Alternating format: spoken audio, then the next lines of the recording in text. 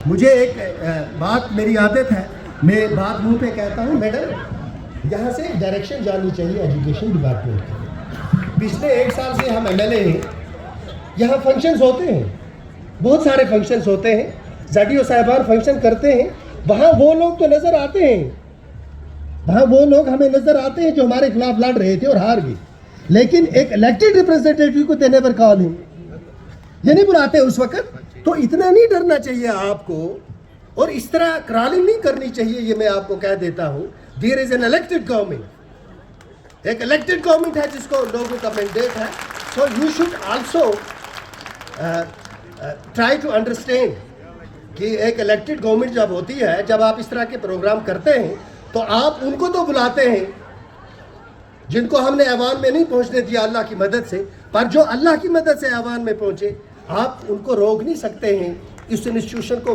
ایک جو اس کی ورکنگ اور ایک ریپرزنٹیٹیو کریکٹر ہے، آپ کی وجہ سے انڈرمائن نہیں ہو سکتا ہے۔ تو میں امید رکھتا ہوں کہ آپ میری بات سمجھ گئے ہوں گے،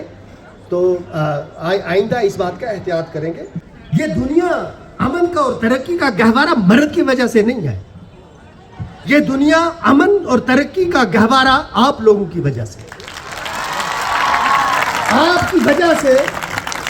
جو آپ قربانیاں دیتی آئی ہیں اور صدیوں سے دیتی آئی ہیں آپ قربانیاں، یہ اس قربانی کا نتیجہ ہے کہ میں آپ کے سامنے کھڑا ہوں۔ اگر ایک ماں نہ ہوتی اور میری ایک دادی نہ ہوتی جس کا نام حنیفہ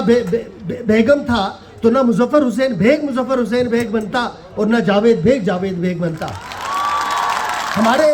مردوں کی وجہ سے ہم کھیتی باڑی تو کر سکتے تھے، لیکن علم کے میدان میں جس نے